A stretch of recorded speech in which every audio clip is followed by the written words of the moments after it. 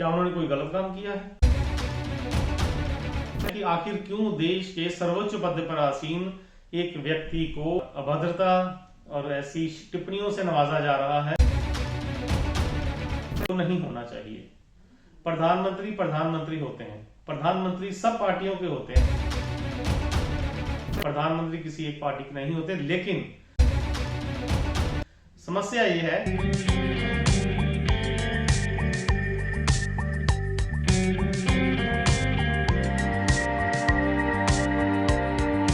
नमस्कार, मैं हूं आपका मान्यवर संदीप।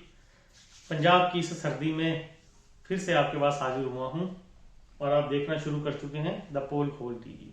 दोस्तों, आज एक ऐसे मुद्दे पर बात करेंगे जैसे हमारे देश के प्रधानमंत्री, हम उनकी बहुत इज्जत करते हैं, लेकिन आपको ज्ञात ही होगा उन्होंने एक मामले में सबको पीछे छोड़ दिया है। आज से लगभग 1 वर्ष पहले तक या 2 वर्ष पहले तक राहुल गांधी के ऊपर लोग बहुत कमेंट करते थे, मजाक बनकर आते थे, बहुत सारे कार्टून बनकर आते थे, बहुत सारे छोटे छोटे वीडियो बनकर आते थे जिसमें किसी का फेस चेंज कर दिया जाता था।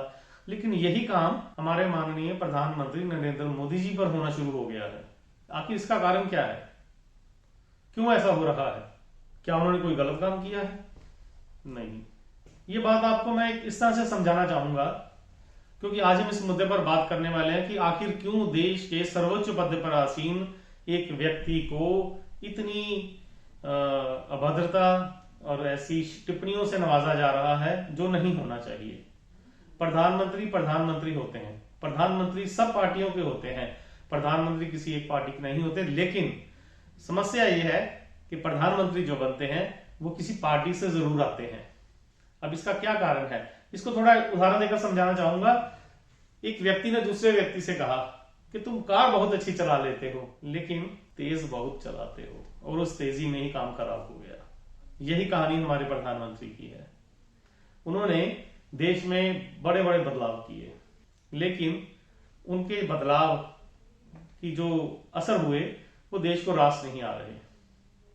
हम ये नहीं कहते कि उन्होंने काम अच्छा नहीं किया, उन्होंने अपनी तरफ से सोच अच्छी रखी, काम अच्छा करने की कोशिश की, लेकिन उद्योगपतियों का साथ और जिस तेजी से उन्होंने कार्य किए वो हिंदुस्तान की अर्थव्यवस्था को रास नहीं आ रहे। वो रास कैसे नहीं आ रहे?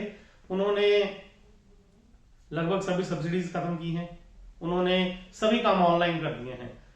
सबसे बड़ी समस्या ये थी कि पिछले 70 सालों में या 65 सालों में हिंदुस्तान की इकोनॉमी जो है, जिसको हम अर्थव्यवस्था कहते हैं, ये कैश लेन देन पर टिकी हुई थी। उसका बंद होना भारतीयों को रास नहीं आया। मैं ये नहीं कहता कि कैश लेन देन होना चाहिए या मैं उसके पक्ष में नहीं हूं। थोड़ा सा पीछे ले चलता हूं। 1992 में 5000 करोड़ का घोटाला हुआ था जो हर्षद मेहता ने किया था। हर्षद मेहता वैसे दुनिया में नहीं है, मैं उनके केस में डिटेल में नहीं जा रहा, लेकिन कहा जाता है कि बहुत सारी फर्जी कंपनियां खोल दी गई थी, शेयर अलग अलग नामों पर ट्रांसफर कर दिए गए थे। ये उस समय ही संभव था। आज की तारीख में आप कोई भी काम करेंगे, जब हर्षद का कांड हुआ तब सेबी के पास इतनी पावर नहीं थी, आज सेबी पूरे फॉर्म में है, आप कोई गलत कार्य नहीं कर सकते। धोखा तो जनता के साथ ही होता है, प्रधानमंत्री कोई भी हो, कानून कोई भी बने, धोखा जनता के साथ ही होता है। लेकिन आज का माहौल ये है कि आप कोई भी सरकार से बिना पूछे या छुप कर कोई कार्य नहीं कर सकते। लेकिन इस माहौल में भी अगर आपका साथ अच्छा है, आपके लिंक ऊपर तक है, नीरव मोदी जैसे लोग, विजय माल्या जैसे लोग यहां से भागने में सफल हुए और बैंकिंग फ्रॉड करके ही हुए, तो फिर इतना सब कुछ करने का प्रधानमंत्री को फायदा क्या हुआ? क्योंकि हमारे देश में ही कुछ ऐसे लोग बैठे हैं जो इसका तोड़ और रास्ता निकाल लेते हैं। हमारे प्रधानमंत्री अगर चाहते तो इस काम को स्लो स्टडी में भी किया जा सकता था। जैसे उदाहरण देकर समझाता हूं, नोटबंदी हुई, ऐसे भी इंतजाम नहीं थे कि एटीएम में कैश डालने के लिए ट्रे का साइज ठीक हो, उसमें बहुत समय लग गया। अगर इसी नोटबंदी को कुछ इस ढंग से किया जाता कि जो नोट उनके पास वापस आ रहे थे, बड़े नोट, उनको वापस भेजा ही ना जाता, बहुत कुछ किया जा सकता था। लेकिन इस पर विचार नहीं हुआ, रातों रात गेम पलट गई और उसके जो साइड इफेक्ट हुए वो आपके सामने है।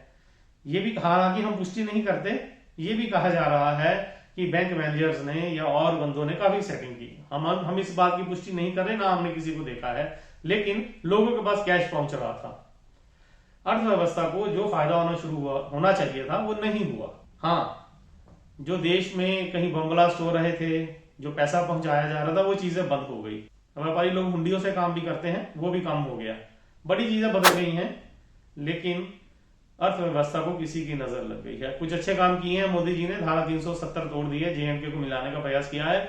बहुत ही अभूतपूर्व कार्य है, कोई नहीं कर सकता था ये, ऐसा कहा जाता है और हम विश्वास भी रखते हैं इसमें। लोगों की धार्मिक भावना को देखते हुए मंदिर बना दिया है, 3 तलाक खत्म कर दिया है, कुछ ऐसे काम उन्होंने किए हैं। लेकिन इस सारे सिनेरियो को चेंज होते होते मोदी जी एक चीज को नहीं पकड़ पाए, वो ये थी कि अर्थव्यवस्था क्यों खराब हो रही है।